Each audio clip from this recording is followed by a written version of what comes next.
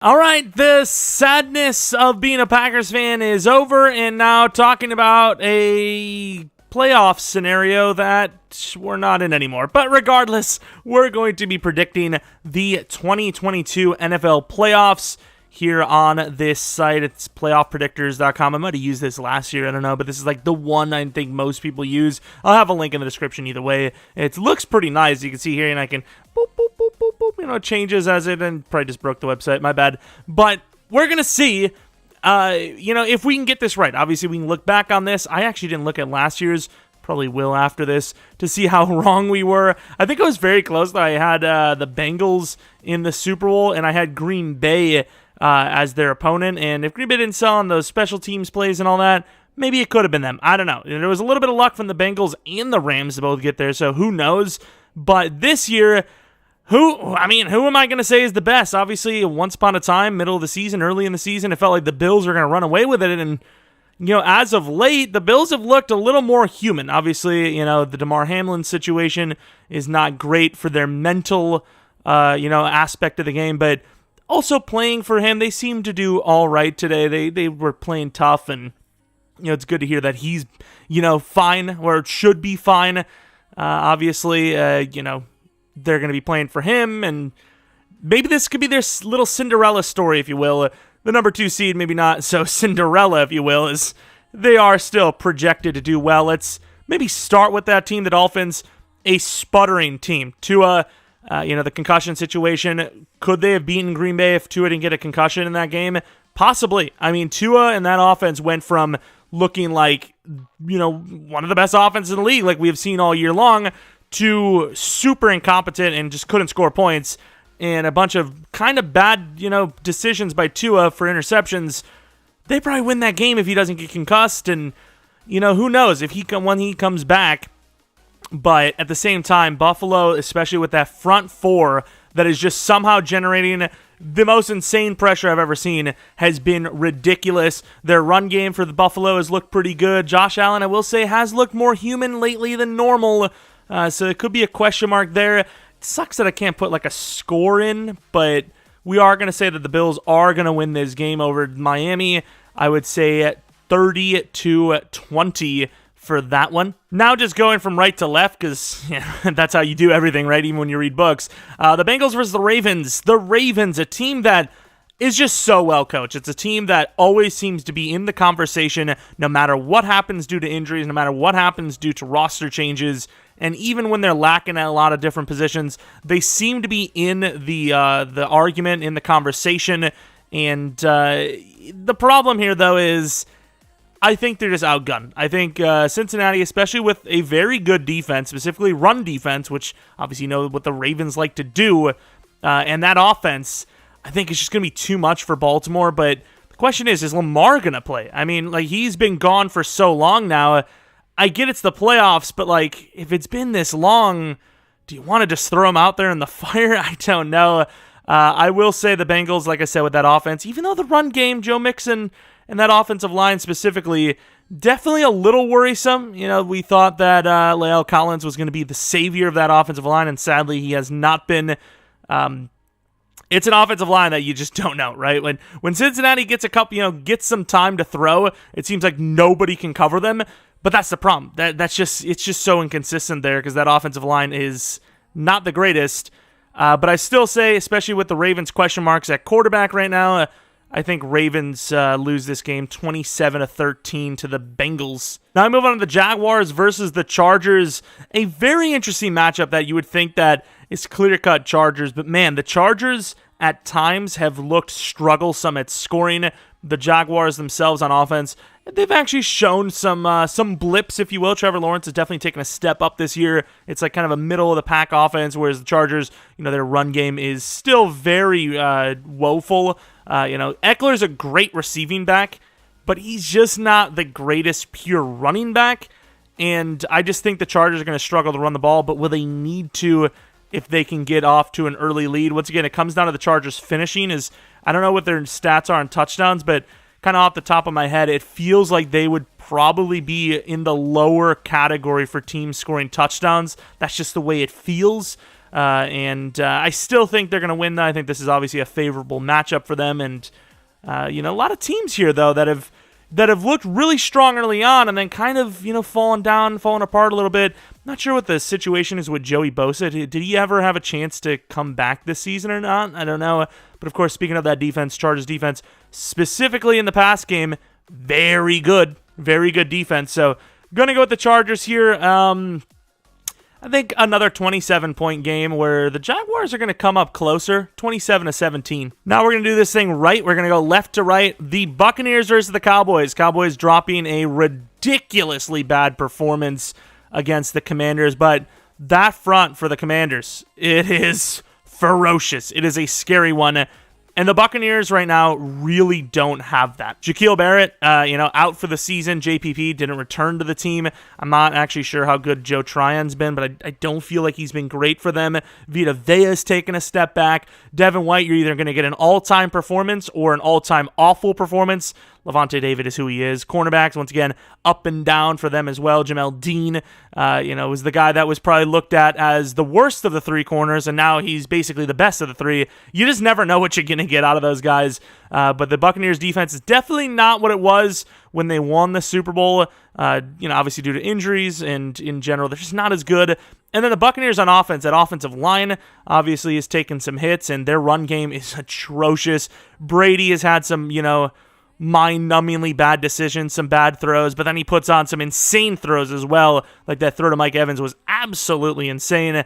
I just don't think the Buccaneers, I don't know if it's their mindset or just the injuries have really taken more of a toll than we thought, and I just don't think they're there this year. And it is weird because Dallas, with that loss as of recently, kind of was looking like a powerhouse before that, but looked really bad against the Commanders. But I think the Cowboys are going to be able to, run the ball decently well. And if it ever comes down to a point where the Cowboys are in a decent bit of a lead, I just don't know if the Buccaneers are going to be able to mix it up enough to catch up, really. And if the Buccaneers get a lead, can they run the ball well enough to get that clock moving? I don't know. I just think it's just not the Buccaneers' year, simply put. I really don't. I don't know if it's the Cowboys' year either, but for this first week matchup, I think it is. Now move on to the Vikings and Giants, which is a very interesting matchup.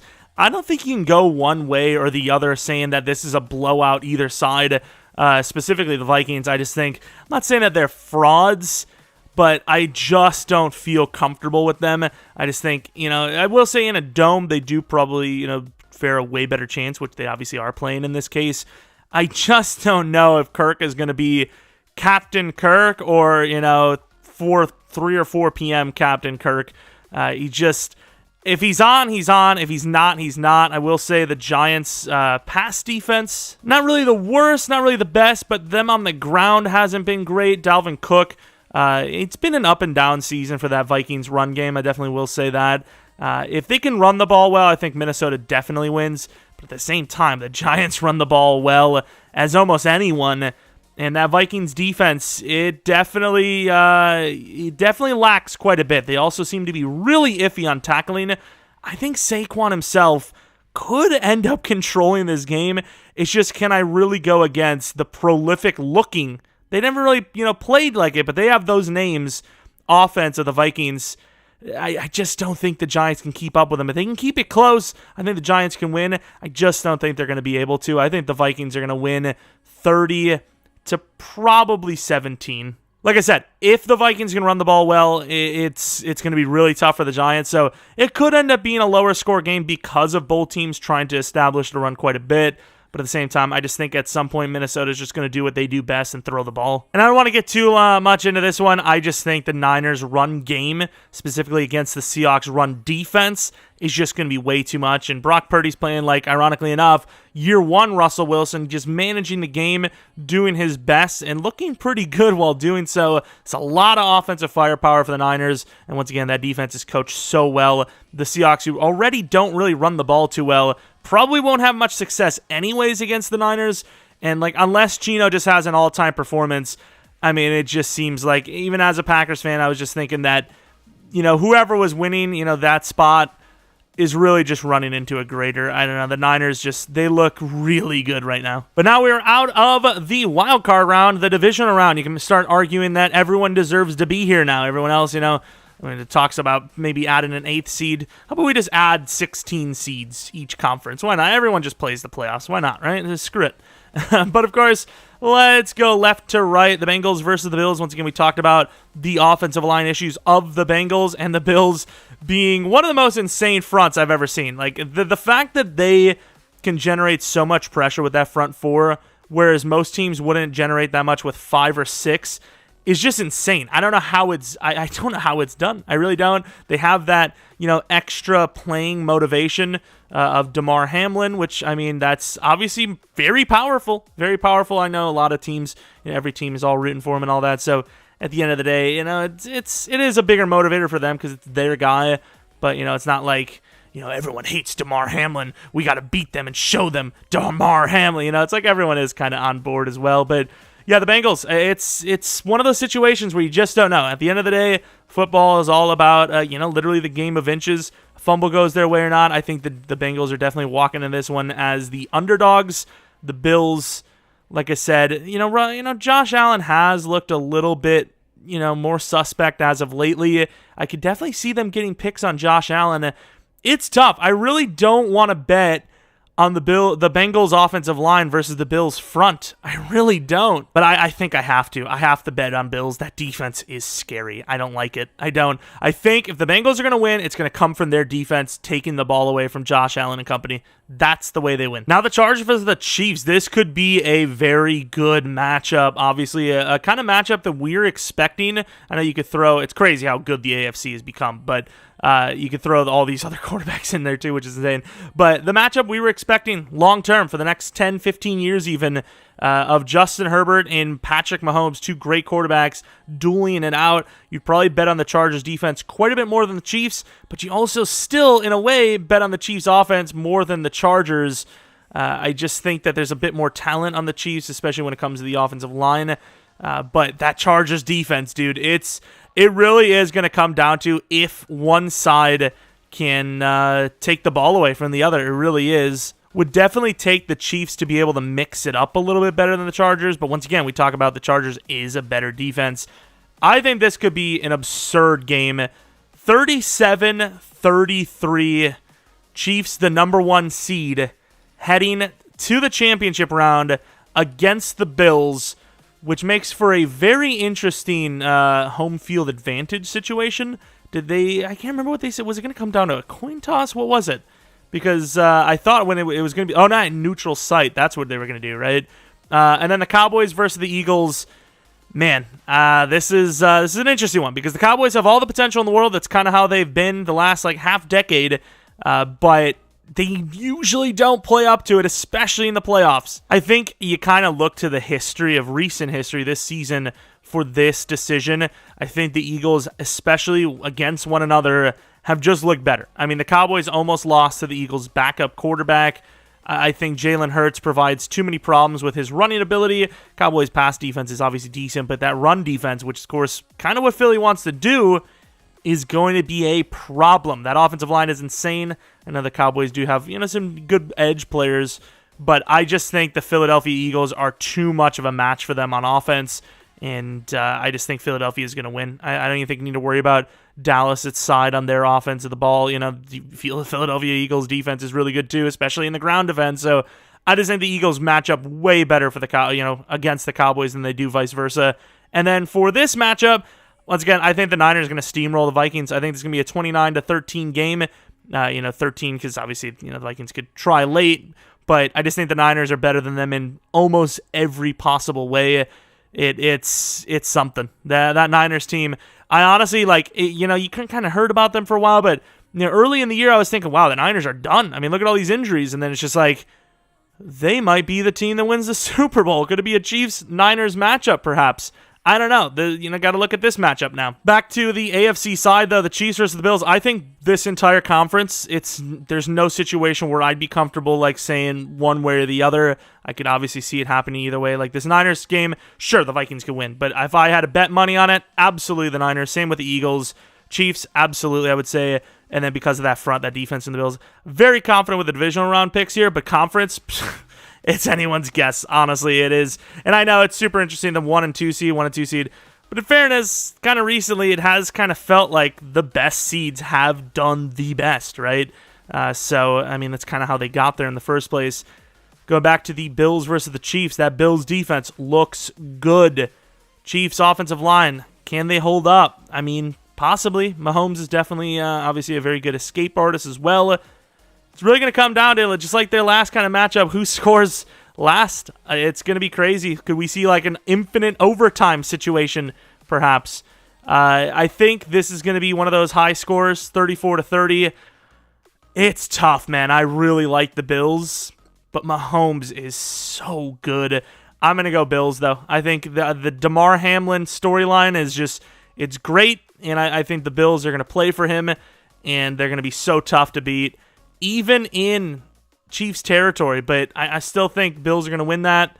And then for the Niners versus the Eagles, man, these two teams, they're like built to play each other. They're like literally like dead even. Can we just call it a stalemate and have it where it's the Bills versus the Niners and the Eagles? How do you even choose between these two teams? They're like the same almost. Obviously, maybe not as much elusivity out of Brock Purdy as Jalen Hurts, even though I've seen a few things from him, but it's tough. I think it's going to come down to coaching, which, once again, who do you give nod to there? I'd probably give a slight nod to the Niners, who can scheme up just the trickier play when they need it most. And in that case, man, it's tough. Can you really expect Brock Purdy to take the Niners all the way, dude? That's tough. That is so tough for me to bet on the Niners to win. It is so tough. I'm going to go with the Eagles. That offensive line, I think, is just going to be able to bully. And I know the Niners are a great defense, especially that D-line. I think I'm just going to give it to the Eagles based on the offensive line nod. That's really all I can say, because that's the toughest out of all of these to guess, honestly. And then looking at the Eagles versus the Bills, man, that Eagles team is on a mission, but so are the Bills. They're on a mission, too. It's another situation where they're built really closely together. Like, I would bet on the Eagles to be a better running team, but the Bills, a better passing team, vice versa, kind of playing into strengths. I'm going to go with the Eagles. I think the Eagles are going to win the Super Bowl. I think they've got it. I think they have the grit. They're getting to obviously play home all the way. I think it's going to be them. I think the Eagles are going to be the Super Bowl champions of 2022. I don't feel confident with really any of the teams to be like, oh, that's my lock. Early in the season, it was like, oh, the Bills, they're my lock. Which, even here, they get to the Super Bowl. Eagles win a game of 27-24. It's going to be a close game where I think the run game for the Philadelphia Eagles starts to really drain that clock. And will the Buffalo Bills be able to score in time and enough times? I don't know. I just think the Eagles are going to be able to run the ball decently enough to kind of play the way they want to, and in this case, I have them as the champions of the world. And I know people say, the world. It's like, well, no one else plays. It still means of the world, right? Because who's going to beat them, So that's what it is. Let me know what you guys think yourselves. Maybe tweet me a pic of your predictions if you want to use this site. I'll probably have it, like I said, in the description. And let me know what you guys think of these takes, of the actual picks themselves. Who do you think is going to win yourself? Who do you have as the Super Bowl winner? And as a Packers fan, you can laugh at me for us going 8-9 and missing the playoffs. Of course, thanks for watching. Hopefully you guys come back for next video. Should be one or two tomorrow or later today, because it's actually a late upload, assuming I'm uploading this right away. But until next video, see ya!